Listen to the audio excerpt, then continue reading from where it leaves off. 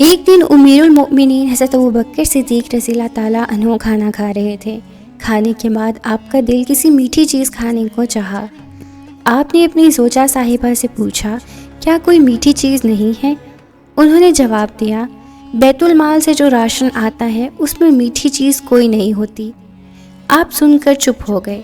چند دن بعد آپ رضی اللہ تعالیٰ عنہ نے دیکھا کہ دسترخوان پر کھانے کے ساتھ حلوہ بھی موجود ہے۔ آپ نے اپنی زوجہ صاحبہ سے فرمایا، تم نے تو کہا تھا کہ ہمارے راشن میں میٹھی کوئی چیز نہیں آتی، تو پھر آج یہ حلوہ کیسے بن گیا؟ آپ کی زوجہ محترمہ نے جواب میں فرمایا، میں نے جب اس دن محسوس کیا کہ آپ کو میٹھی چیز کی خواہش ہے تو میں نے یوں کیا کہ راشن میں جتنا آٹا روزانہ آتا تھا اس میں سے مٹھی بھر آٹا الگ رکھتی تھی۔ آج اتنا آٹا جمع ہو گیا کہ اس کے بدلے میں نے بازار سے کھجور کا شیرہ منگوایا اور اس طرح یہ حلوہ تیار کیا۔ آپ نے حلوہ تناول فرمایا اور زوجہ صاحبہ کا شکریہ ادا کیا۔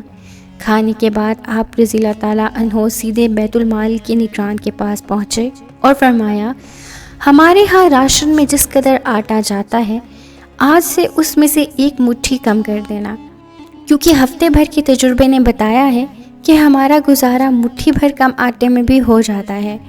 یہ تھی مدینہ منورہ کی ریاست اور مدینہ کے خلفاء۔ آج کے دور میں اگر اس کا عشر عشیر بھی مل جائے تو غنیمت ہے۔